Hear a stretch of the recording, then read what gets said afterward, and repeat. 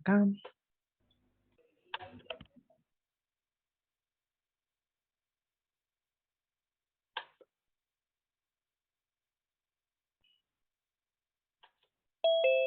A ver en el chat.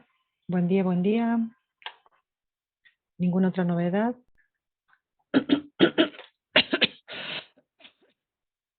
Disculpen. Bueno, ahí estamos. Perfecto. Y voy a compartir la pantalla.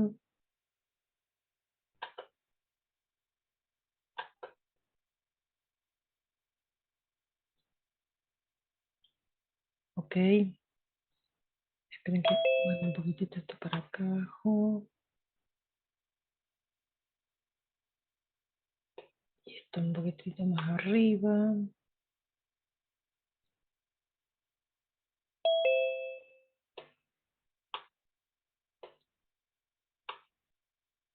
Esto no hay forma de que no me moleste. Este menú del Zoom en todos lados me molesta. A ver, voy a checar acá un poquito más. A ver ahí. Ahí puede ser. Mejor. Bien. ¿Ustedes están viendo la filmina?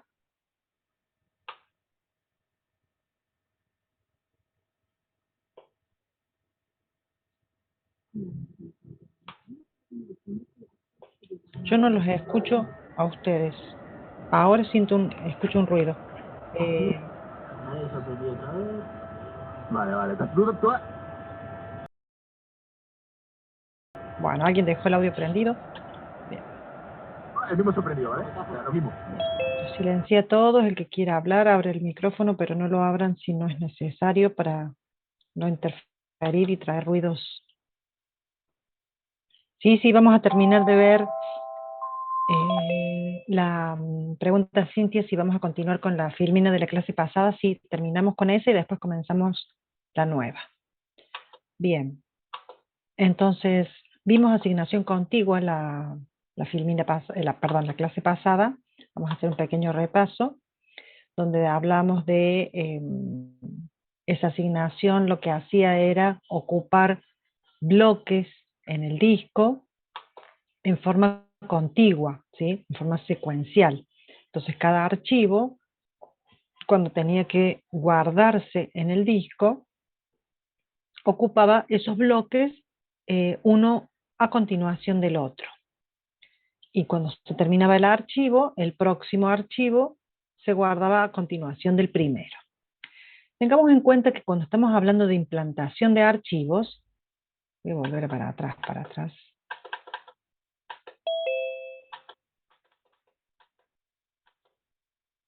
Acá. Estamos hablando de métodos, que son estos cuatro que aparecen aquí, métodos, y después vamos a ver uno más, ¿no? Nada más que estos tres son los, digamos, fundamentales, que nos permiten registrar o llevar un registro de cómo se guardarían los archivos en el disco y la forma en que nos permite encontrarlos, ¿sí? Me voy a sacar estos lentes porque son los de ver de cerca y estos son los de la computadora. Bien, entonces, esto tiene que quedarles claro de qué tema en líneas generales estamos hablando, para que no perdamos la visión a dónde estamos apuntando. Este método de asignación contigua era un método que se usaba hace muchos años, ¿sí? No es lo que en la actualidad se está usando en la mayoría de los casos. Puede ser algún caso en particular, como les dije, cuando guardamos en dispositivos de almacenamiento como cintas magnéticas. Bien, la asignación contigua, habíamos visto, tenía este formato, el gráfico. Una de las dudas que nos planteaba era cómo hacíamos para crear un archivo, cuánto espacio le dábamos, porque supuestamente el archivo A, en este caso, tiene 4 bloques de disco, y no sabemos si darle 4 bloques o darle más. ¿Qué pasa si el archivo crece? Si el archivo crece, deberíamos tener previsto una cierta cantidad de bloques extras que nos van a permitir que se guarde el archivo. Pero supongamos que creemos que el archivo va a crecer y no crece. ¿Qué pasa con ese espacio liberado que quedó sin utilizar? ¿O qué pasa cuando borramos un archivo y queda ese espacio libre? Entonces, trae bastantes desventajas el uso de esta asignación contigua. ¿Sí? La ventaja es la implementación simple. Solo se necesita la localización del primer bloque y la cantidad de bloques que voy a tener. Punto. Con eso es suficiente, es muy simple. Es una fácil lectura porque la lectura es secuencial y las desventajas que vamos a recalcar aquí es el desperdicio de espacio. Porque cuando nosotros guardamos un archivo, si queremos tener previsto que va a crecer, deberíamos darle un espacio extra que no sabemos cuánto es. Le damos, por las dudas, tantos bloques. Y en realidad podríamos estar desperdiciando bloques o podríamos estar necesitando más bloques de los que les dimos. Entonces, eso es una desventaja. Pero de todas formas, era lo que se hacía. Se guardaba hasta que se podía y cuando ya no teníamos más bloques libres, borrábamos el archivo de ese lugar y lo poníamos más adelante y dejábamos ese espacio vacío. Bien. Los archivos no pueden crecer si nosotros tenemos un espacio físico fijo. ¿Mm? Solamente si dejamos espacios libres. Y obviamente eso provoca una fragmentación interna y externa. Y allí nosotros empezamos a hablar un poco de fragmentación interna y externa, pero esto es lo que vamos a recordar porque no sé si quedó tan claro porque fue justo cuando terminamos la clase. La fragmentación interna es un espacio de memoria no utilizado y que no puede aprovechar ningún proceso o archivo. Es decir, se llama interna porque está dentro del mismo archivo y está provocada por el espacio que no puede usar otro archivo. Por ejemplo, un archivo ocupa 3 bloques. Bloques son unidades de almacenamiento que son todas iguales y que me guardan una cierta cantidad de información. Cuando yo tengo un archivo que ocupa 3 bloques, yo digo que el primer bloque ocupado lo ocupo al máximo. El segundo bloque también al máximo. Pero el tercero puede ser un bloque que sea mayor a lo que me resta por guardar. Entonces, ese espacio libre es desperdiciado, pero a su vez no puede ser utilizado para otro archivo. Entonces se le llama fragmentación interna. ¿Sí? Ese concepto de fragmentación interna funciona como concepto para archivos, como también para procesos en memoria RAM. Habla de espacios de memoria, de memoria y disco, sería acá. Agreguen esa palabrita, espacio de memoria y disco, y o disco, porque para los dos casos funciona la fragmentación, no utilizado. Entonces, a esto se le llama fragmentación interna, pero también está el concepto de fragmentación externa. Entonces, es un espacio libre que sí puede ser aprovechado por otro proceso o archivo,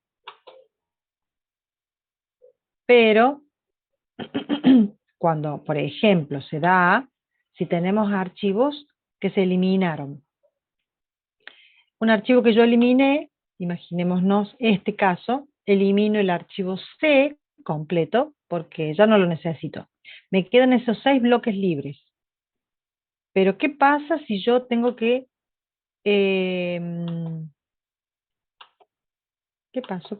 Ahí está. No sé por qué apareció la animación diferente. ¿Qué pasa si yo quiero almacenar un archivo de 8 bloques? Este espacio libre es de 6. No puedo aprovecharlo. A eso de no poder aprovecharlo se le llama fragmentación externa. Y entonces tendría que guardarlo al final del último archivo guardado. ¿Queda claro el concepto de fragmentación interna y fragmentación externa?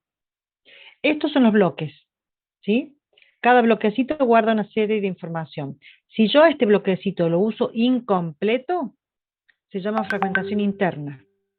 Pero si yo en todo el disco tengo espacio, pero que no lo puedo guardar a un archivo completo porque va todo contiguo y la cantidad de bloques no es suficiente para todo el archivo, a eso se le llama fragmentación externa, ¿sí?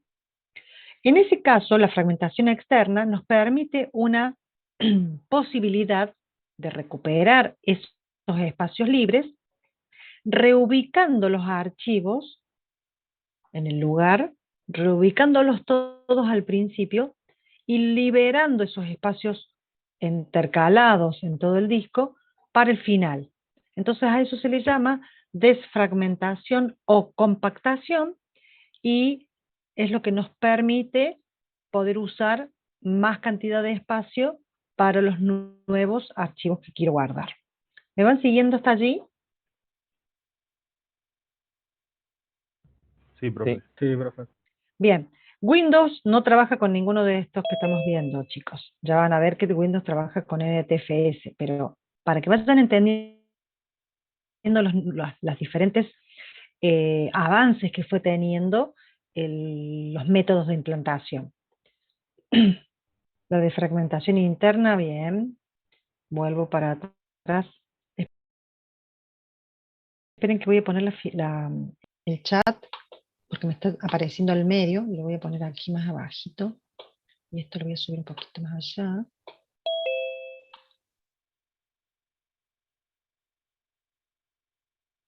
Ahí está. Bien, la filmina anterior. Me pidieron. Ahí está. Esa es la que me pedías. Fíjense, estos bloquecitos están en grande, pero son los chiquititos que yo tengo uno a continuación del otro. Este archivo ocupa 3 bloques, pero el último bloque tiene fragmentación interna. Generalmente la fragmentación interna siempre es dentro de un bloque.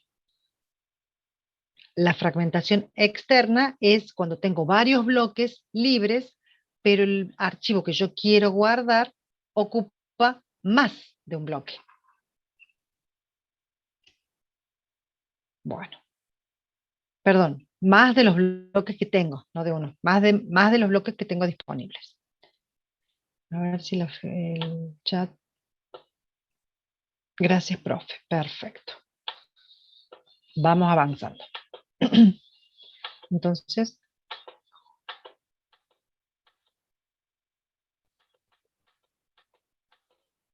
puse mal la animación acá, me sale 2 veces todo. Vamos a ir a otro método. Ese método que hablamos de asignación contigua fue uno de los primeros métodos que se utilizó y era lo que había en el momento para los sistemas operativos que funcionaban en ese momento. No me pidan fechas porque son muchos años atrás. Lo que no significa sistemas operativos que funcionen con ese método de implantación. Obviamente, cada uno de los sistemas operativos va buscando métodos más eficientes que se desempeñen mejor para responder a las necesidades de los usuarios. Pero si yo usara ese método de asignación contigua, yo podría guardar los archivos como veníamos haciendo siglos atrás. Bien, imaginémonos una asignación por lista ligada o lista enlazada, donde tenemos 2 archivos, el archivo A, el archivo B. Estos son los bloques que ocupa ese archivo. El archivo A ocupa 4 bloques, ¿sí? 4 unidades. Esa unidad va a tener una cierta cantidad de información. El archivo B va a tener 3 bloques. Y los bloques físicos van a ser estos, el 1, el 3, el 5 y el 6. O sea que en disco va a estar el primer bloque ocupado por el archivo A, el tercer bloque ocupado por el archivo A, el quinto bloque ocupado por el archivo A y el sexto también. Y el archivo B va a ocupar el bloque 2, 4 y 7, o sea que van a estar intercalados, porque como a medida que fueron creciendo, se fueron grabando esos bloques, quedaron alternados. O sea que ahora ya me está permitiendo este tipo de implantación ir grabando los archivos a medida que van creciendo. Y ejecuto uno, grabo uno, tenía un solo bloque. Cuando creé el archivo B, creé el segundo bloque para ese archivo, pero después el archivo A creció, entonces lo guardé en el tercer bloque. Y después creció el B y lo guardé en el cuarto bloque. Y después creció el A mucho más y lo guardé en el 5 y en el 6. Y luego creció el B y lo guardé en el 7. O sea que a medida que fueron creciendo fui ocupando bloques en el disco. ¿Sí? Yo re despeinada acá, no sé qué pasó con los auriculares. Bueno, entonces, tenemos bloques físicos que tienen una posición fija, porque el disco tiene tantos bloques y el bloque 1, esto es en teoría, ¿no? El bloque 1 realmente no tiene estos archivos, va a tener otras cosas, pero supongamos que es el primer bloque que vamos a analizar. Supongamos que es el bloque 1. El bloque 5 y el bloque 6 están ocupando el archivo. ¿Qué tiene este bloque de archivos? Este bloque tiene dos partes. Por un lado va a tener la información, ¿sí? Del dato o dato del archivo, ya sea el texto, el código, la imagen, parte de la imagen, parte del sonido, es decir, cualquier tipo de archivo va a tener información adentro, información de contenido. En el segundo bloque igual, en el tercero y en el cuarto. Fíjense que acá a los archivos les llamamos bloque 0, bloque 1, bloque 2 y bloque 3. Son 4 bloques. Siempre comienza con el bloque 0. Después en el archivo B tenemos el bloque 0, el bloque 1 y el bloque 2. O sea que son 3 bloques. Este 0, 1, 2, 3 es la secuencialidad de cómo debería acceder a esos archivos. Este es el primero, este va a ser el segundo, este va a ser el tercero, este va a ser el cuarto. ¿Podríamos haberlo numerado de 1 al 4? Sí, podríamos haberlo numerado, pero generalmente comienzan con el bloque 0, no sé por qué. Bien. Físicamente no son contiguos. Lógicamente es uno a continuación del otro. Lógicamente. Físicamente no. La división del bloque va a contener un puntero, por eso la flechita, hacia el próximo bloque, para indicar a dónde está el próximo bloque.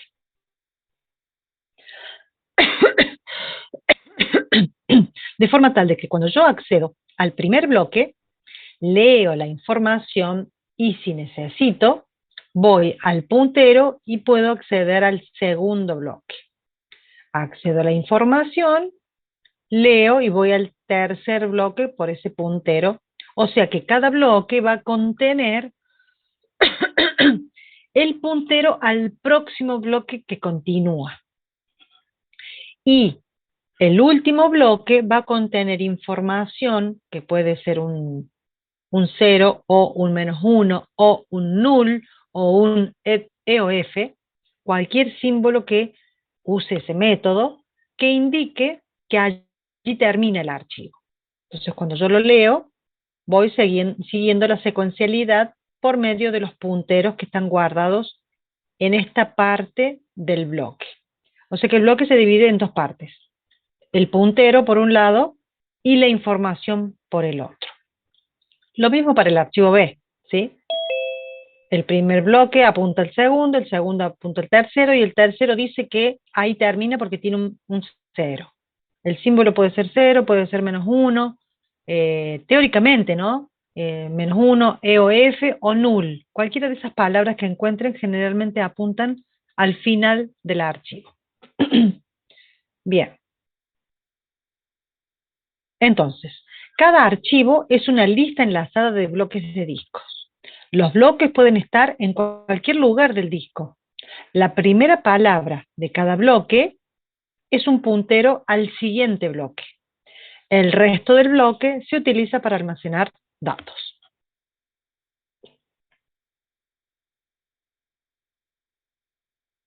Ventajas. No se pierde espacio por fragmentación. ¿Qué tipo de fragmentación no provoca este tipo de método? Interna. ¿No escuché? Interna, profe. No, externa. Porque fíjense que cuando teníamos un archivo contiguo, teníamos todos los bloquecitos ocupados, y cuando el archivo crecía, teníamos que sacar todo el archivo y trasladarlo al final. Acá, y provocaba que ese espacio quedara vacío. Ahora, si yo tengo 3 o 4 contiguos, y quiero que crezca el archivo, puedo hacer un puntero que llegue al final del disco, y que apunte al siguiente bloque. Entonces estoy evitando de provocar esa fragmentación externa. En este caso la interna no se va a poder salvar, porque si el bloque que ocupo un poco nada más del bloque también voy a seguir teniendo fragmentación interna.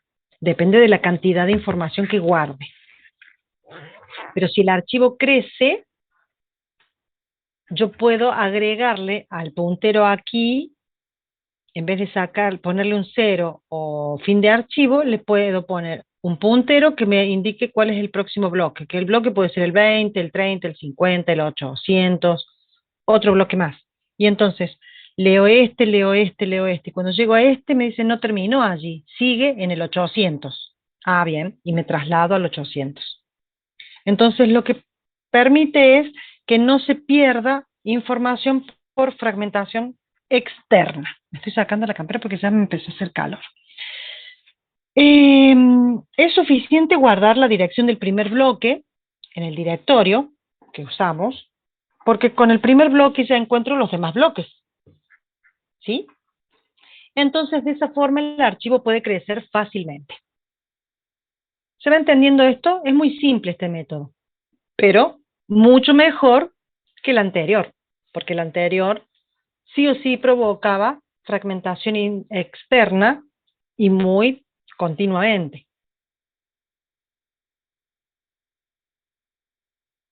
Desventajas. La lectura debe ser secuencial de un archivo. Por lo menos yo tengo que entrar al primer bloque, ver el puntero, a dónde está el segundo bloque, y luego entrar al segundo bloque. Leer el puntero del segundo bloque y acceder al puntero del tercer bloque. Lectura de cualquiera de los bloques que quiero acceder. O sea que la lectura siempre va a ser secuencial. No puedo entrar directamente a un bloque. Tengo que entrar al primero, después al segundo, después al tercero, después al cuarto, para acceder al último recién. Por eso el acceso aleatorio es lento, porque tengo que ir accediendo a cada uno de los espacios en disco. Voy al primer bloque en disco, busco el segundo espacio en disco, lo leo, busco el tercero en disco, el cuarto, y así sucesivamente hasta llegar al final. ¿Sí? O hasta llegar hasta la que necesito. ¿Ok? Bien, vamos a la siguiente. Asignación por lista ligada y un índice. Este método ya mejoró la performance del anterior con una pequeña diferencia. Es una lista ligada como la de recién, pero se le agrega un índice. Me quedó mal la animación. Bien, esto es porque siempre hago las cosas apuradas. Toma el índice, que antes estaba dentro del bloque en disco, ¿se acuerdan el punterito que estaba arriba en el bloque? Y lo traslada a una tabla en memoria. O sea que forma, además de los bloques, una tabla en la memoria con cada uno de los índices y se guardan allí en la memoria esos bloques, perdón, esos punteros diciendo, el bloque 1 está en el disco en tal lugar, el bloque 2 está en tal lugar, el bloque 3 está en tal lugar, y así sucesivamente. Por lo tanto, esa tabla, además de estar los datos en el disco, tiene una tabla en la memoria que va diciendo cuáles son los bloques ocupados por un archivo en disco. En el directorio, yo solamente voy a leer la dirección del primer bloque. Yo sé que en el directorio me va a decir que el archivo A comienza en el bloque 7 y que después tengo que ir a la tabla para buscar a dónde continúa. Que el archivo B comienza en el bloque 25 y cuando voy en el 25 recién ahí me va a indicar a dónde continúa. Por lo tanto, ya no tengo que tener en disco, los punteros. Los punteros los voy a tener en una tabla que está en memoria. ¿Qué les parece que puede ocasionar como ventaja tener esta tabla en la memoria y no tenerlas a los punteros en el disco? Se ubica más rápido el bloque de archivo. Exactamente. El bloque de archivos yo lo ubico rápidamente porque no tengo que ir a leerlo al disco. Solamente tengo que saber cuál es el bloque. Y en esa tabla de que va a estar en memoria, va a estar el bloque. Me va a decir el bloque 5, el bloque 800, el bloque 25. O sea, va a ser aleatorio, pero voy a tener todos los bloques en esa tabla. Entonces, a esto que conocemos como lista ligada y un índice es lo que nosotros conocemos como FAT, ¿sí? El método FAT o lista ligada y un índice es lo que usaba Windows en épocas antiguas cuando los discos eran más pequeños. Si tenemos un disco pequeño, quizás podemos usar una FAT. Por ejemplo, para los pendrive se utiliza este método, ¿sí? Porque son pequeños. Entonces es simple. Bien, imaginémonos un ejemplo. Tenemos un archivo que tiene 4 bloques. El bloque 1, el bloque 2, el bloque 3 y el bloque 4. Fíjense que este bloque ya no está dividido en dos partes. ¿Por qué? Porque los punteros ya no están en el bloque del disco. Los punteros están en esta tabla que acabamos de armar, reemplazando a las dos partes del bloque. Antes el bloque tenía una parte de punteros y otra parte de contenido o de datos. Ahora tenemos todo el bloque para los datos. Y el puntero va a estar en la tabla en memoria. Cuando nosotros guardamos el archivo, decimos que el archivo A comienza en el bloque 7 y punto. Eso es toda la información que guardamos en el directorio para saber dónde van a comenzar a buscar el archivo. Entonces ese archivo va a estar en el bloque 7 y luego, ¿cómo sé que el siguiente bloque está en el bloque 1? Y que el siguiente está en el bloque 5 y el siguiente está en el bloque 2. Solamente a través de esta tabla. Voy a entrar a decir, a ver si me mostró algo. Se me quedó ahí. Ahí está. Ahí está. El inicio del archivo que está guardado en el directorio me dice que el primer bloque es el 7. ¿Sí? Que es lo que dice acá. 7. Bien. ¿Cómo se lee esta tabla? El bloque físico tiene el número 7, es un orden secuencial, 0, 1, 2, 3, 4, 5, 6, 7, 8, 9, 10 y todos los bloques. Y después, en esa tabla de doble entrada, va a decir en qué bloque continúa ese archivo. Me dice que el archivo inicia en el 7 y que continúa en el bloque 1. Y luego, cuando voy al bloque 1, me dice que el bloque 1 continúa en el bloque 5. Y voy al bloque 5 y me dice que continúa en el bloque 2. Voy al bloque 2 y me dice que es el fin del archivo. End of file. ¿Sí? Entonces yo sé que este archivo tiene 4 bloques. El 7, el 5, el 2 y el 1, que son los que están acá. Yo los nombré como me aparecen. Mejor dicho, 1, 2, 5 y 7. Pero el orden me lo da la tabla.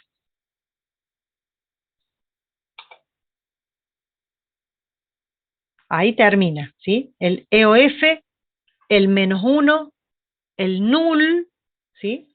Generalmente indica fin de archivo. Del 7 paso al 5, el 5 quedó medio corridito, ¿sí? Esas flechitas. Del 5 pasé al 2, del 2 pasé al fin de archivo.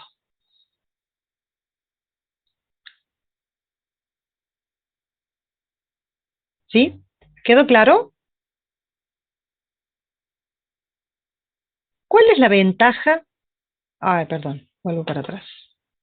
¿Cuál sería la ventaja de esta tabla? Ya dijimos que era la velocidad de acceso a cada uno de los bloques. ¿Por qué? Porque ya no tengo que ir a leer cada bloque en el disco.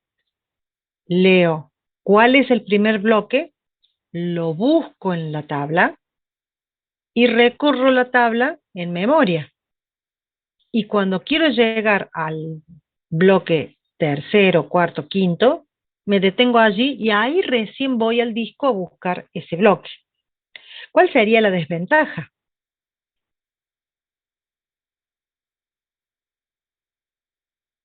¿Se les ocurre una desventaja? Es difícil imaginárselo. Me parecería, profe, no sé si está correcto, que el inicio del archivo sea como en el último bloque. Perdón, vos sabés que te escucho muy mal. A ver de nuevo. Porque puede ser que el inicio del archivo sea en el último bloque físico. Por ejemplo, que fuera arroz. Claro, No, la verdad que no entiendo la diferencia, porque si yo tengo una tabla, independiente de cuál sea el orden, siempre el inicio del archivo lo voy a tener guardado en el directorio. Y de allí me va a decir a dónde continúa. Por lo tanto, si entro en el 7, que fíjense que lo puse como último bloque físico, entro por el 7 y voy para atrás leyendo. O sea que la lectura es aleatoria a través de la tabla. Les digo cuál es la desventaja. La desventaja es que yo tengo que tener esta tabla cargada en memoria todo el tiempo. Obviamente que esta tabla no solamente está en memoria. ¿Qué pasa si se me borra de memoria? ¿Qué puede pasar si yo desaparezco esta tabla? ¿Alguien viene, un virus o un hacker y me borra la tabla de memoria?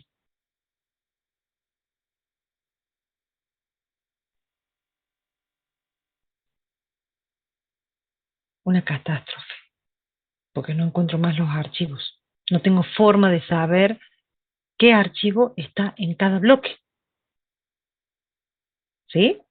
¿Y no hay un respaldo que la computadora pueda buscar? Sí, obviamente. Como dice Lorenzo, ¿y la tabla dónde la guarda? Siempre va a estar en memoria. Cargo el sistema operativo y cargo la tabla. Pero esa tabla obviamente tiene que estar resguardada en los primeros sectores del disco para que yo vaya actualizándola cada vez que modifico algún archivo. El tema es que la desventaja es que tiene que estar cargada completa en memoria. todos los archivos que yo tengo los tengo que tener todos cargados en esa tabla, y esa tabla tiene que estar todo el tiempo en memoria porque yo todo el tiempo la estoy accediendo. Cada vez que abro un archivo tengo que ir a la tabla a buscar a dónde está ese archivo, y tienen que estar todos los archivos cargados en la tabla. Por lo tanto, el respaldo sería esa tabla que está guardada en disco. Si yo la borro de disco, ahí sí estamos en problemas.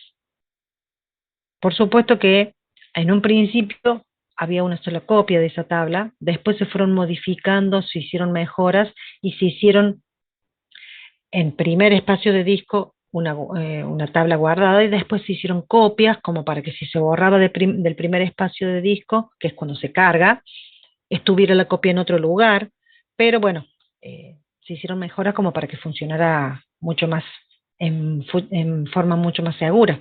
Pero la desventaja es que esa tabla, si se desaparece, si la hackean, se modifica, se rompe, lo que fuese, perdemos el acceso a todos los archivos que contiene mi file system.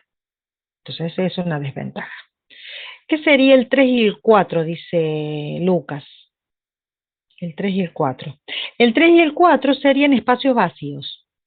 Cuando yo cree un archivo B, un archivo C, un archivo D, debería guardar ahí cuál es el siguiente bloque ocupado.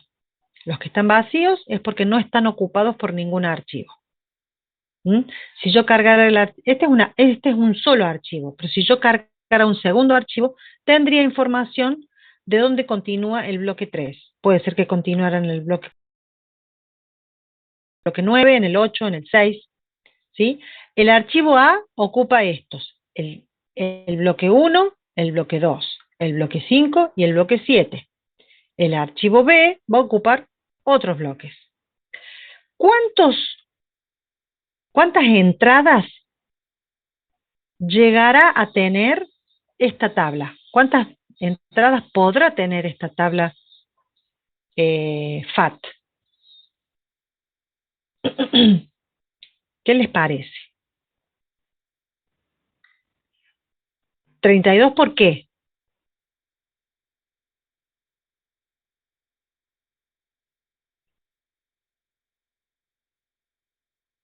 Sí, 32 bits. Sí, pero esa es la forma de que se presenta la dirección del disco. Esta tabla, creo que lo tengo más adelante, a ver, déjenme ver. Aquí puse la entrada. ¿Cuántas entradas tiene la tabla FAT? Me olvidé de decirles algo más, de las desventajas, antes que sigamos con las entradas. La tabla debe estar en memoria todo el tiempo, ya lo comentamos. ¿Qué sucede si se destruye la FAT? Ya vimos cuál es la catástrofe que sucede. Ahora, no es escalable para discos grandes, ¿sí? Cuando los discos son pequeños, la cantidad de información que podemos guardar es menor, y esta tabla FAT tiene limitaciones de cantidad de espacios accedidos, entonces por eso es que no es escalable para discos grandes. Ya vamos a ver por qué ahora cuando contestemos esta pregunta. ¿Cuántas entradas tiene la tabla FAT? Va a tener tantas entradas como bloques tenga mi disco. Volvemos para atrás. Yo acá tengo el bloque 0, el bloque 1, el bloque 2, el bloque 3, 4, 5, 6, 7, 8, 9, 10, 11, 12, y les dije, está hasta abajo. ¿Cuántos bloques voy a tener? Si mi disco tiene 4.000 bloques, yo voy a tener 4.000 entradas para registrar cada bloque donde continúa el próximo. Por lo tanto, va a depender de la cantidad de bloques. ¿Sí? O sea, que la tabla FAT va a tener tantas entradas o registros como bloques posea el disco. Es una cuestión física. El tema de las direcciones de disco es la FAT 16, había una FAT 12, una época después, empezó con una FAT 8, un sistema de FAT 8, porque las direcciones eran de 8 bits, las direcciones de disco. Después siguió con una FAT 12. Luego apareció la FAT 16, que las direcciones eran de 16 bits. Y luego la FAT32. O sea que vamos a poder direccionar 2 a la 16, combinaciones diferentes, que son 65.536 renglones o bloques, y la FAT32 me permite 2 a la 32 combinaciones diferentes de bloques, que son 4.294 millones de renglones, de entradas, o sea, de bloques. ¿Qué pasa si los discos tienen más cantidad de bloques?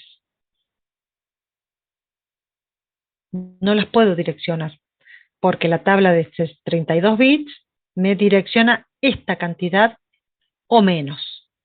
Más de eso ya no puedo. Por eso es que se empezaron a modificar los tipos de implementación para Windows y ahora se utiliza el NTFS.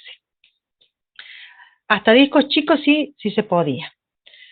Bien, ¿qué pasa? Estas direcciones, cada uno de estos son un bloque de disco y es un rengloncito en la tabla. Imagínense cuando teníamos una tabla FAT32, teníamos que subir a memoria una tabla de 4.294 millones de rengloncitos con direcciones de disco.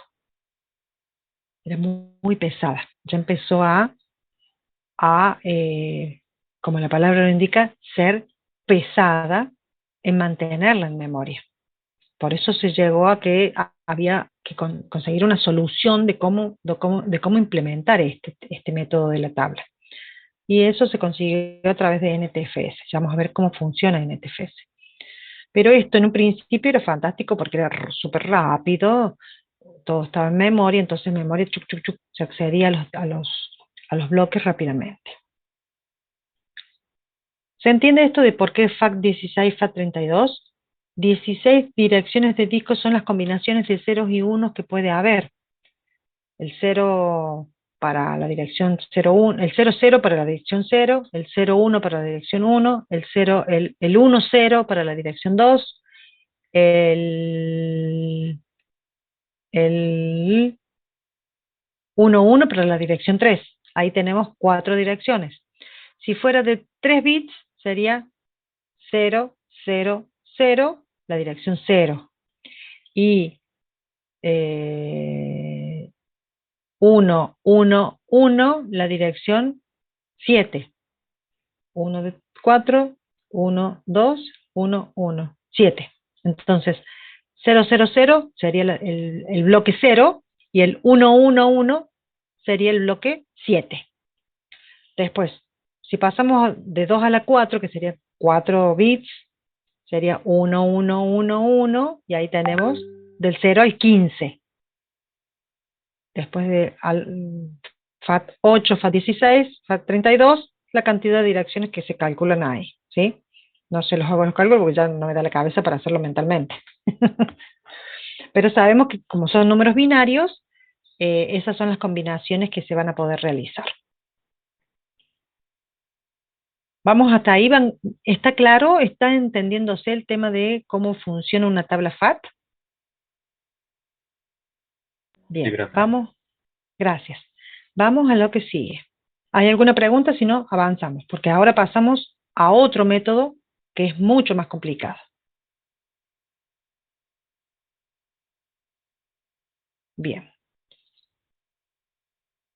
Ah, acá terminaba la filmina de la clase pasada, por eso esto. Bien, ahora espérenme que tengo que abrir la filmina de la clase que era hoy. Ay, esto no me responde. Es que tengo el menú del Zoom aquí, me tapa. Ahí está. Y ahí está. Abro la otra filmina. Profe, no se olvide habilitar asistencia por el web. Ah, bien, bien, bien. Gracias. Ahora lo hacemos.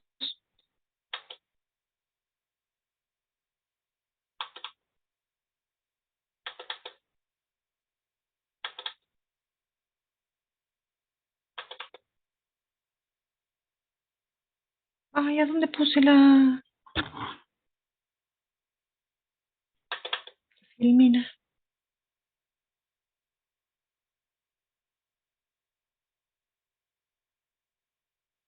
Ay, no la dejé acá. Sí.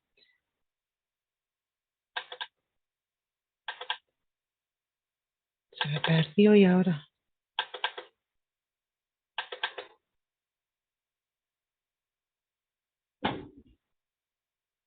Unidad 2.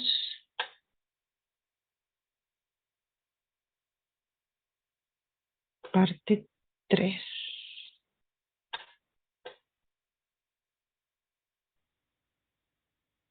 Ahí está. La dejé en otro subdirectorio que no la encontraba. Bueno, ahora esperen que pongo esto acá. Voy a la V. ¿Ustedes están viendo la filmina?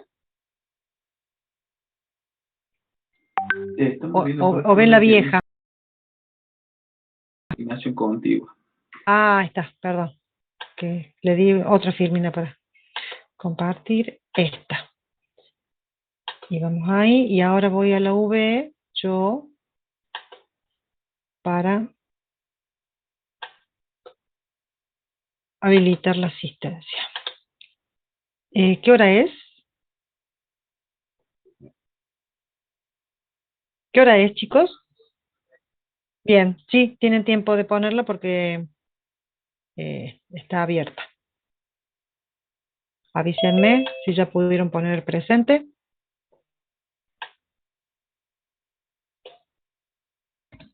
Sí, profe, ahí se pudo. Bárbaro, gracias. Bien.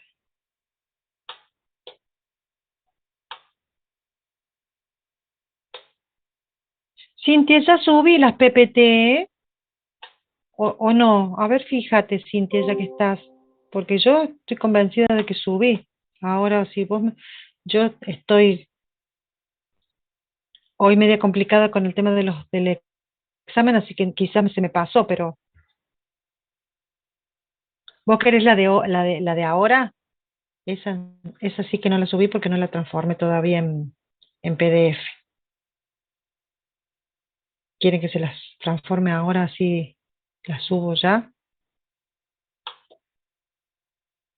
Déjenme ver eso. Voy a tener que salir de acá, dejar de compartir.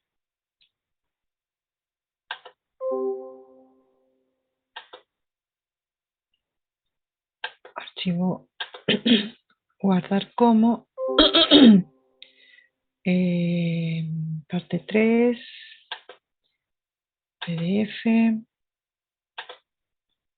Yo porque por ahí le cambio cosas en el camino y no se las quiero subir mal, pero bueno, de última yo les aviso si cambié algo y para que la bajen nuevamente. Acá documentos.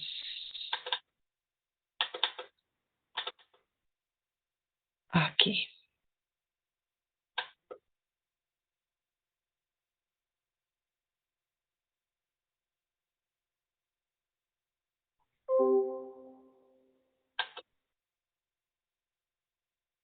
Teórico, presentaciones, la parte 2 y la filmina la paso.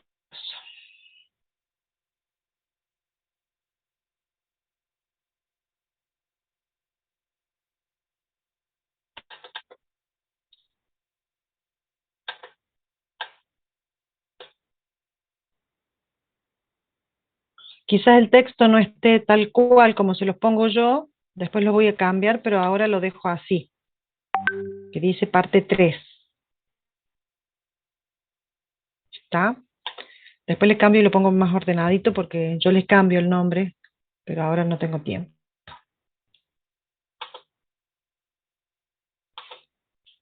Y ahora veo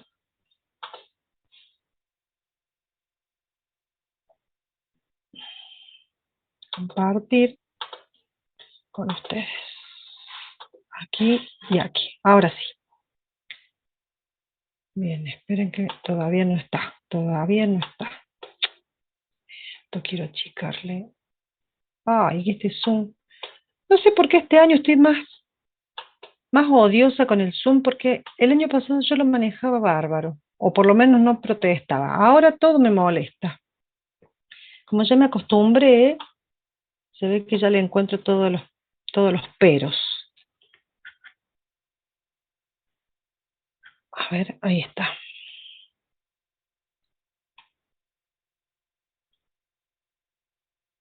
Bien, estamos ahora sí. Unidad 2, parte 3.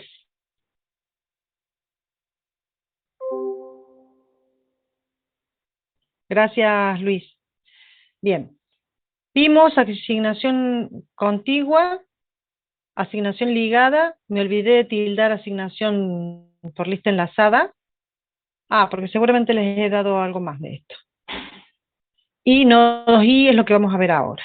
¿Sí? Repasamos fragmentación interna, espacio ocupado en un bloque, espacio ocupado en un bloque, el espacio libre que queda en un bloque se le llama fragmentación interna. Y el espacio libre entre distintos archivos que se puede aprovechar por un proceso o un archivo es lo que nosotros llamamos fragmentación externa. Para la fragmentación externa necesitamos desfragmentación o compactación. Acá hice otro gráfico, pero este gráfico les puede servir de repaso nada más porque es lo mismo que vimos recién. ¿Sí? Así que vamos a ver. Es lo mismo. Vamos a nodos I, que es lo que me interesa comenzar ahora. Bien, el nodo I es otro método de implantación de archivos, es decir, un método que me permite llevar el registro de qué archivos ocupan qué bloques en el disco. Esto es lo que vinimos viendo todo este tiempo. El nodo I es un método usado por los sistemas Linux o Unix. Cuando hablamos de inodo, ustedes habrán escuchado el palabra inodo, yo ya lo mencioné en algún momento, pero supongo que el profe del práctico habrá dicho algo de los inodos, ¿sí? Sobre todo cuando hablamos de enlaces. ¿Sí? ¿Tocaron ese tema ya? ¿Han visto enlaces? ¿Han visto el contenido de un inodo? Estoy preguntando para saber si cuánto tengo que profundizar. Sí, lo vimos, profe. Bueno, perfecto. Entonces sabemos que el inodo es un bloque de disco, ocupa un bloque, cada inodo ocupa un bloque de disco, y ese bloque de disco contiene atributos del archivo y direcciones de los bloques de disco de los datos. Todo archivo o directorio en Linux tiene asociado un número de inodo. Cada archivo tiene asociado un inodo. Ese inodo no se repite y es un bloque ubicado en disco, específicamente en una zona que es al principio del disco de la partición. ¿Se acuerdan cuando vimos la parte teórica que decíamos que había una tabla de particiones? ¿Sí? La MBR con la tabla de particiones. A continuación estaban los nodos I, decía. Bueno, es un sector del disco que tiene bloques y cada bloque contiene datos de un archivo en particular. El primer inodo del archivo 1, el segundo inodo del archivo 2, el tercer inodo del archivo 3 y así sucesivamente. Cada vez que se va generando, creando un archivo, va ocupando un inodo de ese grupo que está al comienzo del disco. También lo representamos a través de un número entero. Decimos el inodo 8. Lo que sí sabemos es que no se repite de un archivo a otro. El inodo es una estructura de datos almacenada en un bloque de disco. Tiene una estructura. Dentro de esa estructura tiene datos específicos y todos los inodos tienen los mismos tipos de datos. ¿Qué información tiene? La información de qué bloques pertenecen a cada archivo. Esta información está descentralizada para Linux, porque fíjense que nosotros, en el caso anterior de la lista ligada con un índice, teníamos una tabla en memoria donde teníamos todos los archivos con sus bloques en esa tabla. Entrábamos y salíamos de una tabla a la otra, de un bloque a otro, y de esa forma llegábamos a encontrar todos los bloques de cada archivo. Pero era una tabla centralizada, porque Windows es un sistema que trata mucho de centralizar toda la información. Linux tiene una política o un enfoque mucho más diferente, muy diferente, perdón, que es la descentralización. Y no tiene una tabla para todos los archivos, sino que tiene un inodo para cada archivo. Por lo tanto, esto es lo que hace que sea mucho más robusto este sistema de administración de los archivos y de registración de los archivos. ¿Por qué? Porque cada inodo tiene información de cada archivo. Si se me destruye un inodo, solamente pierdo información de ese archivo y no de todos. Solo es necesario llevar a la RAM la información del único inodo que estoy manejando. Cuando abro un archivo, llevo información del inodo. Cuando abro el siguiente archivo, llevo la información de otro inodo. Por lo tanto, cada inodo, cada archivo, cada directorio está representado por un solo inodo. Y solamente en memoria voy a tener los archivos que estoy usando. A ver qué dice en el chat. Y si elimino el comienzo del disco donde están todos los inodos, sí, pero ahí yo tengo que entrar a modificar cada uno de los bloques de inodo. O sea, la persona que destruye la FAT destruye un archivo. La persona que destruye el inodo destruye un inodo y después tiene que entrar al otro inodo y al otro inodo. Por lo tanto, la forma de eliminar no es tan fácil hacerla inodo por inodo que hacer una eliminación de una tabla, porque la tabla es una sola. ¿Se entiende la diferencia? O sea, no es que no se pueda eliminar, se podría, porque están ubicados en disco y yo entro a romper. Ahora, físicamente tengo que ir a romper el disco. Pero para romperlo, lógicamente tengo que entrar un inodo por vez. Profe. Sí, Lorenzo, ¿sos? No, Lucas. Ah, Lucas. O sea, yo tengo un inodo, que es un directorio. Sí. Ese directorio dentro tiene archivos. ¿En el inodo está información también de esos archivos del directorio o no? ¿O no? No. ¿No? En el inodo solamente tengo el nombre del directorio y a dónde está ubicada la información del directorio. Ah, ok. Y entonces, o sea, por ejemplo, yo busco un directorio, entonces llevo a la RAM la información de ese inodo. Cuando entro al directorio y abro algún otro archivo, esa información sale y entro la del archivo. Claro. A ver si entendí bien, creo que sí. Me perdí ya en el camino cuando dijiste, pero creo que sí, creo que es lo que dijiste. Yo hago un open, cuando hago un open, busco el inodo. En el inodo me dice el nombre del directorio y en qué bloque tiene la información. Leo el bloque y me dirijo al disco a buscar ese bloque que contiene, por ejemplo, la lista de archivos que están ahí adentro. Con sus permisos, con sus usuarios, con todo. O sea, no tengo más información que el bloque donde está la información. No tengo información propiamente dicha allí, sino tengo el bloque de disco que contiene la información.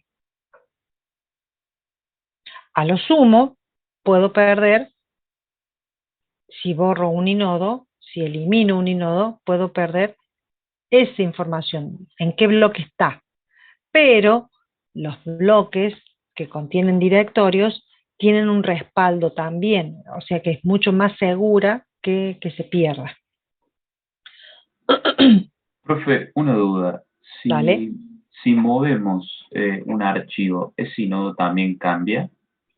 No, Siempre se va a mantener igual, sería como si fuese el DNI de una persona. exactamente, exactamente. El MB, que es el comando mover, lo único que hace es sacar de la tabla de directorio el nombre de ese archivo y poner en otra tabla el nombre de ese archivo. Pero el bloque donde está la información sigue siendo el mismo, porque no movió la información en disco, movió el nombre dentro de la tabla de directorios. ¿Se entiende? Sí, profe, gracias. Bueno, Una avanzamos. consulta. Dale. Y cuando lo copiamos pasa lo mismo, porque cuando lo copiamos al archivo tenemos que cambiarle el nombre. O sea, sigue teniendo el mismo nodo. Justamente por eso. Yo le cambio el nombre porque estoy generando un archivo nuevo, Claro. duplicado. Al ser duplicado, tengo que crear un inodo nuevo para ese archivo. Entonces no puedo usar el mismo nombre porque estaría pisando al archivo que ya existe. Bien. Cuando copio. Cuando muevo no, porque no trabajo con el contenido, sino que trabajo con el nombre y a dónde está dependiendo, en qué directorio está dependiendo. Nada más que de eso hablo cuando muevo. Cuando copio, sí. Tomo el bloque de disco, lo copio en otro bloque de disco, en otro sector del disco, y anoto en el directorio el nombre nuevo y el inodo nuevo.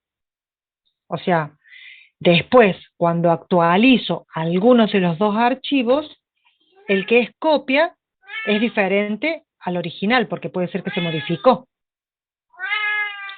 ¡Ay, qué molesta que sos! Espérenme un segundo. ¿Qué querés?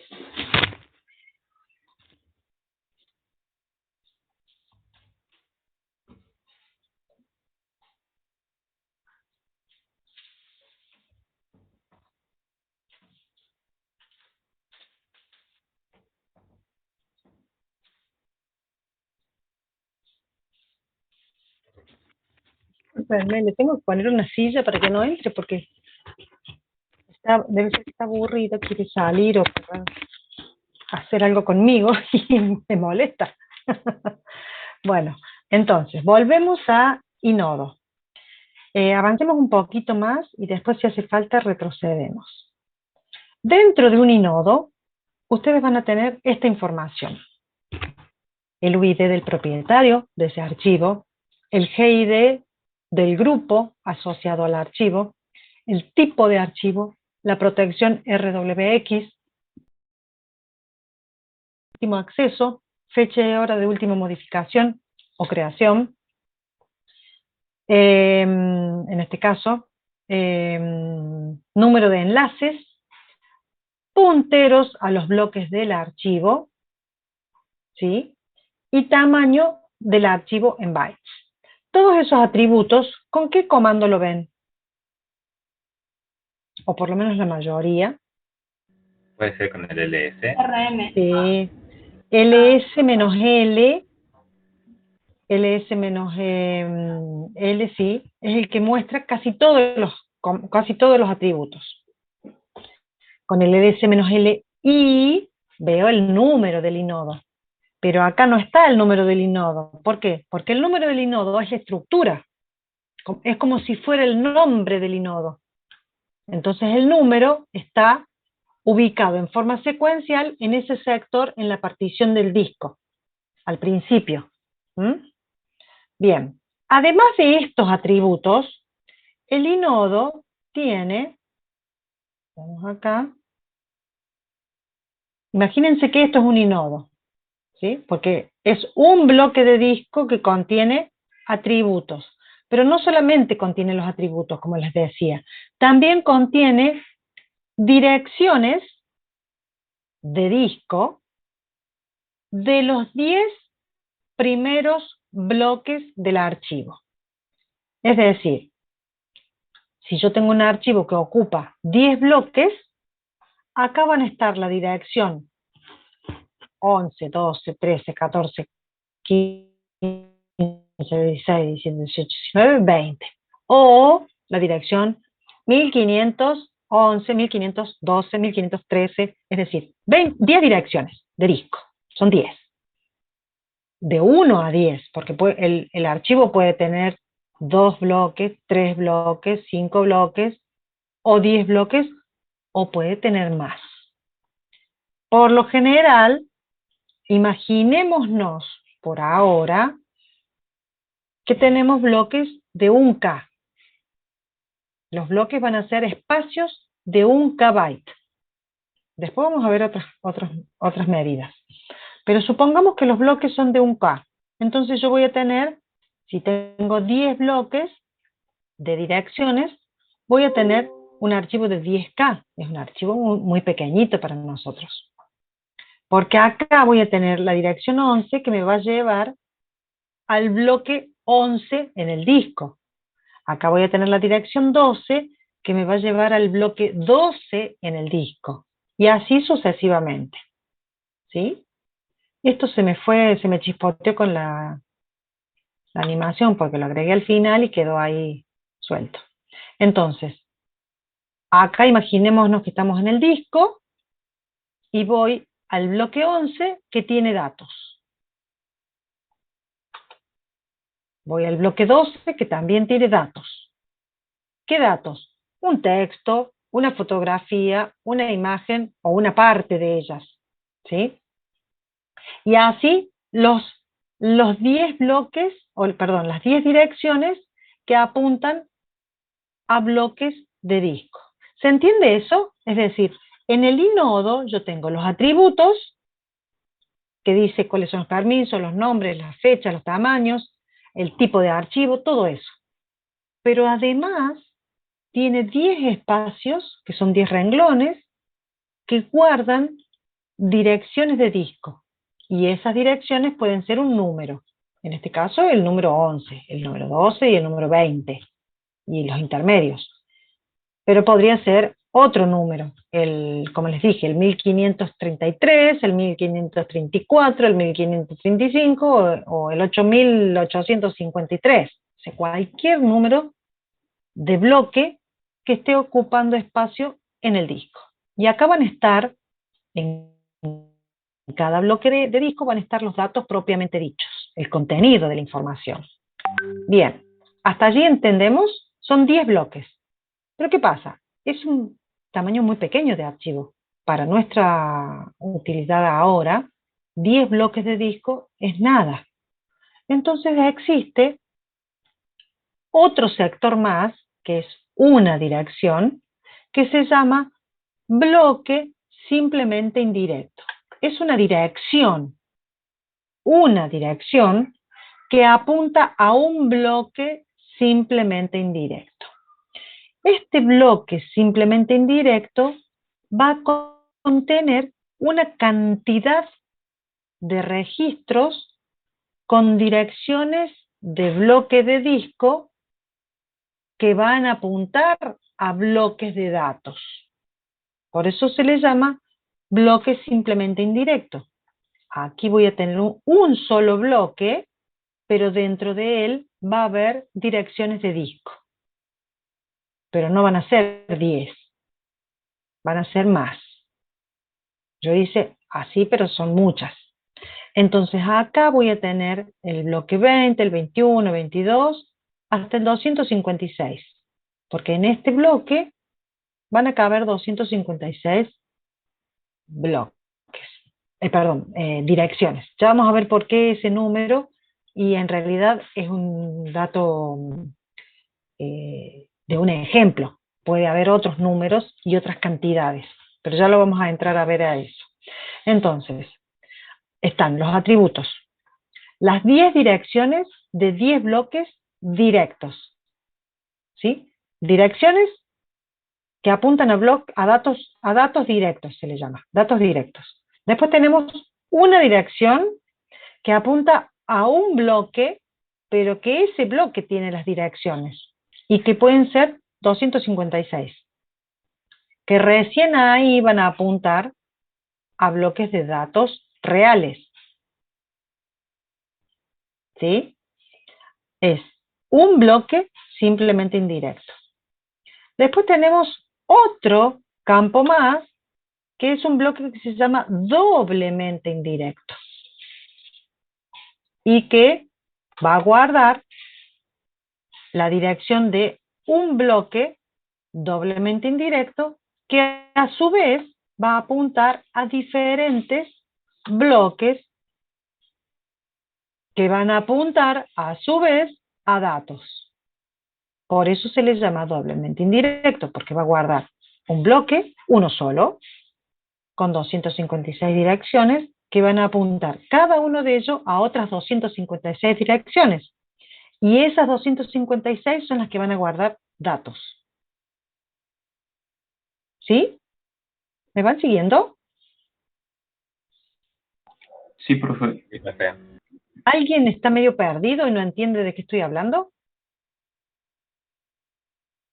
Falta todavía para ver, pero quiero que hasta acá me vayan siguiendo. ¿Sí? Yo no, profe. A ver, Lucas, ¿cuál es tu duda?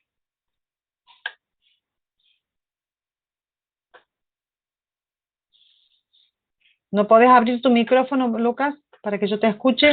¿Cuál es tu pregunta?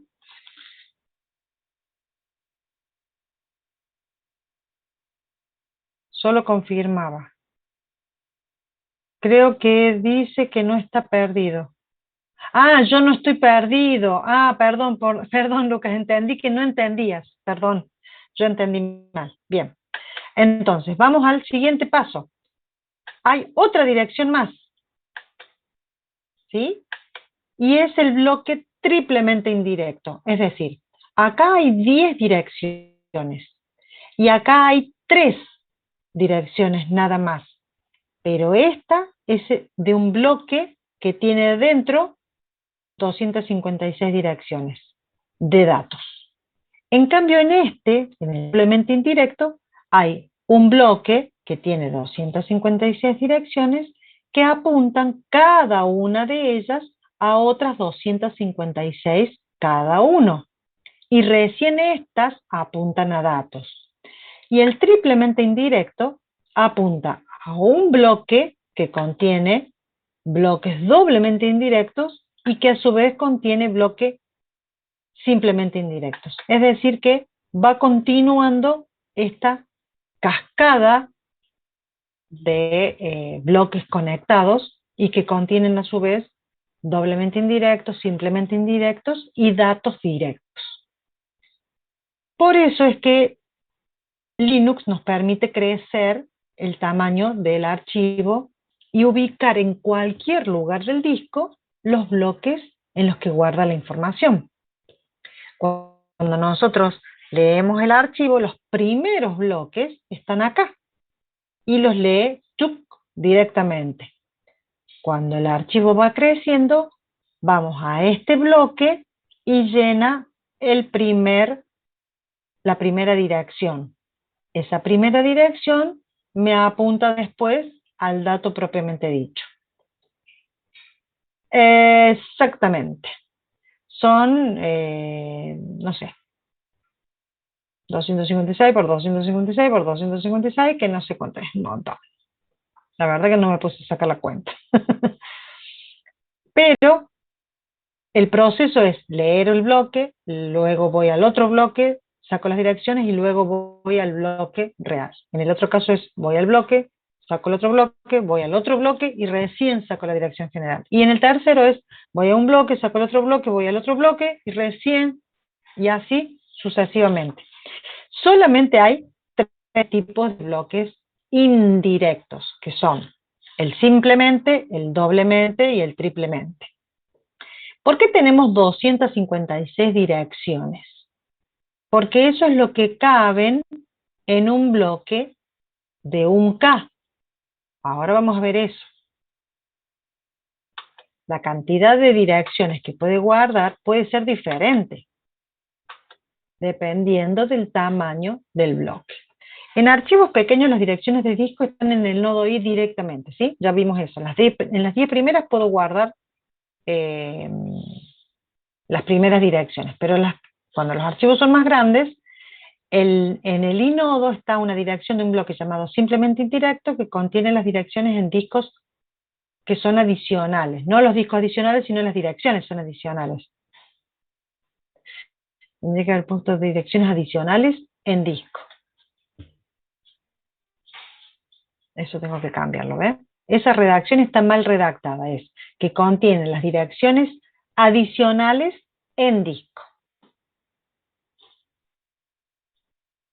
Si este no es suficiente, hay otro bloque doblemente indirecto y el triplemente indirecto. ¿Sí? Aquí está.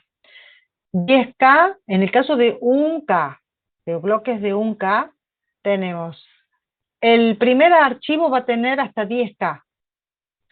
Si el archivo tiene más de 10K, tenemos que usar el bloque simplemente indirecto y podemos tener un archivo que ocupe 256K. Si el archivo es más grande que 256K, vamos a tener que usar la dirección del doblemente indirecto y va a tener hasta 65 megas.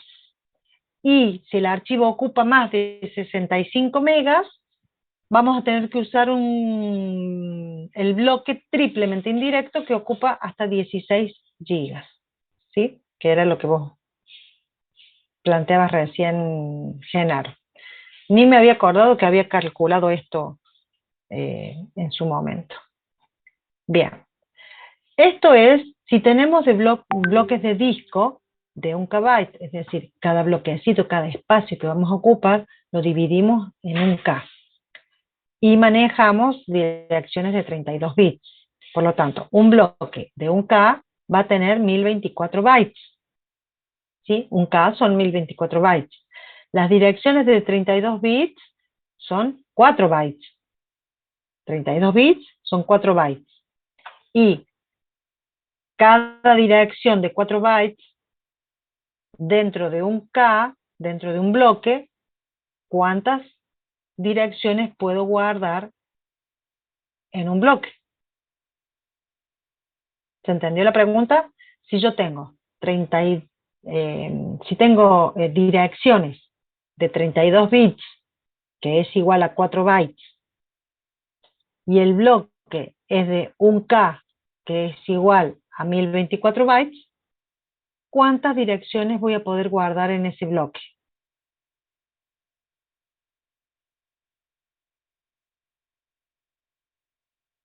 ¿256?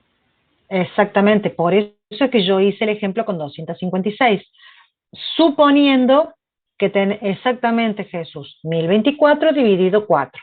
1024 bytes es un bloque de 1K. Y 4 bytes es una dirección de 32.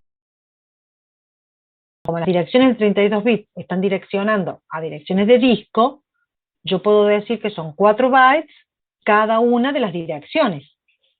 Y en un bloque puedo guardar 256 direcciones. Por eso el ejemplo lo hice con 256. Pero supongamos que mi bloque no tiene un K. Puede tener 2K, puede tener 4K, puede tener 8K, 12, 16. Yo puedo decidir el tamaño de mis bloques de disco. Ahora bien, ese número lo determina se determina a través del sistema operativo, lo determina el administrador o el instalador del sistema operativo, y va a ser, después vamos a analizar un poco ese tema del tamaño del bloque, pero va a ser un número que me convenga. No siempre va a ser más conveniente que sea grande el tamaño del bloque, porque eso puede provocar fragmentación interna. Si yo tengo tamaños de bloques muy grandes, cuando tenga archivos chicos, me va a sobrar espacio para guardar un archivo y siempre voy a estar desperdiciando, porque es como que voy a tener un bloque contenedor muy grande y el archivo pequeño y va a sobrar espacio. Bueno, pero eso lo vamos a ver más adelante. Entonces, teniendo en cuenta que si el bloque va a ser de 1K, podemos guardar 256 direcciones. Si tuviéramos un bloque de 2K, ¿cuántas direcciones de 32 bits podría guardar?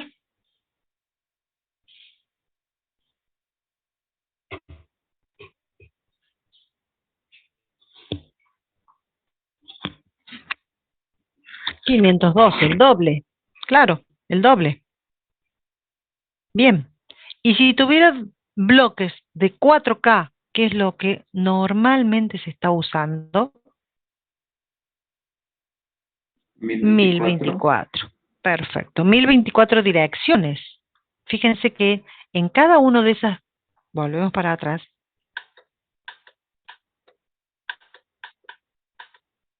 en cada uno de estos, en cada uno de estos bloques voy a tener una sola dirección, una sola, pero que me va a guardar acá 1024 si el bloque que yo uso para todo este sistema es de 4K. ¿Mm? Si yo mi bloque lo uso con 8K, en un solo bloque indirecto voy a tener 2048 direcciones. O sea, mientras voy agrandando el tamaño del bloque, puedo contener más cantidad de direcciones. ¿Sí? Eso ténganlo presente porque va a depender del tamaño del bloque de información que yo maneje en ese sistema operativo. ¿Se entendió? El tema de por qué ese número que yo puse era un ejemplo, pero podría ser más cantidad. Ahora sí, las primeras 10 direcciones son siempre 10. Son siempre 10 direcciones. El único cambio que va a haber es que si el bloque es de 4K, ¿cuántos bytes voy a tener acá? En el primer archivo de direcciones directas.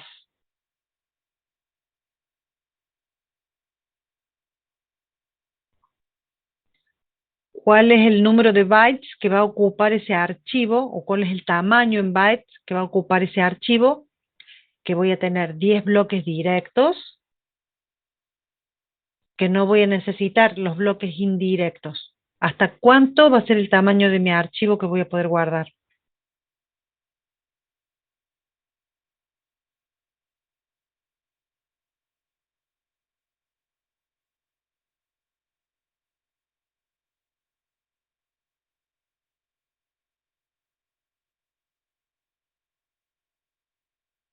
Cada bloque, ¿cuánto guarda? Como unos 10, puede ser. No, pero si le acabo de decir que el bloque es de 4. Ay, no, perdón, sí. ¿Sí? El bloque es de 4, guarda 4. No guarda ni más ni menos, guarda 4. Cada bloque va a guardar 4. Si tengo 10 direcciones, Serían 40. 40K. ¿Sí? Si yo tengo un bloque de 8, las 10 direcciones van a tener que guardar 80K. Acá guardan 10 porque eran 10 direcciones y el bloque tenía 1K. Cada bloque ocupaba 1K. Acá tenemos 10 bloques, siempre tenemos 10 bloques, que son las 10 primeras direcciones. Y apuntan a 10K del archivo, pero siempre van a ser 10 direcciones, ¿eh? El tamaño va a depender porque el bloque es más grande, nada más que eso, guarda más información. Y en este caso, en vez de 256, van a ser, si el bloque es de 4, van a ser 1024. Y acá en vez de 65 van a ser 1024 por 1024, o sea, bien, les dejo para que calculen ustedes. Sigamos. Esta cuestión de los números y los binarios y las direcciones complica la vida, ¿no? Entonces, si tengo un bloque de disco de 2K y manejamos direcciones de disco de 32 bits, ya que cambiamos el bloque de 2, tengo 4K. ¿Cuántas direcciones me van a caber? Me van a caber 512. Porque antes tenía 1024 dividido 4 me daba 256. Pero ahora es 2048 dividido 4 es 512. Y si el bloque es de 4096, que son 4K, direcciones de 4 bits, van a ser 1024 direcciones. Mientras más grande es el bloque, más direcciones voy a poder guardar en ese inodo. ¿Sí? Y el inodo me va a perdón, en ese bloque, no en el inodo, porque en el inodo guardo la misma información. Vuelvo para atrás porque les dije algo que es erróneo. En el inodo siempre guardo la misma información. Los atributos, 10 direcciones y 3 direcciones más. 10 y 3. Dentro de esta primera, guardo un bloque que puede tener 256 si es de 1K, que puede tener 512 si es de 2K, puede tener 1024 si es de 4K, y puede tener 2048 si es de 8K, y así voy aumentando. Por lo tanto, este bloque indirecto puede tener de 256 o más direcciones dependiendo del tamaño. Este bloque también va a tener una sola dirección, pero acá o 1024 o 2048, apuntando a 1024, 2048, bloquecitos nuevos que apuntan realmente a bloques reales en disco. El inodo siempre guarda lo mismo, repito, para no haberlos confundido. El inodo siempre guarda la misma información. Es el contenido lo que puede cambiar en cantidad.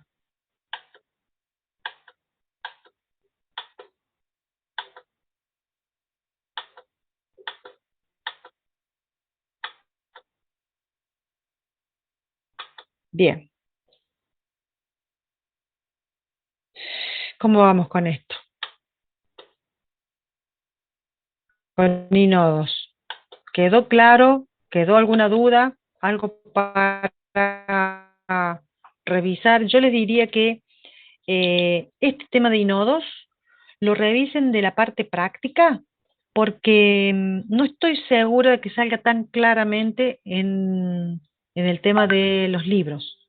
De todas formas, vayan al libro, búsquenlo, léanlo. Si les queda claro, todo bien. Si no les queda tan claro, creo que en el práctico nosotros hicimos como un desmenuzado mucho más, más extenso del tema de inodos. O por lo menos me pareció a mí. ¿Mm? Bien, nos estamos viendo entonces la clase que viene, si no tienen otra consulta, y comenzaríamos con NTFS.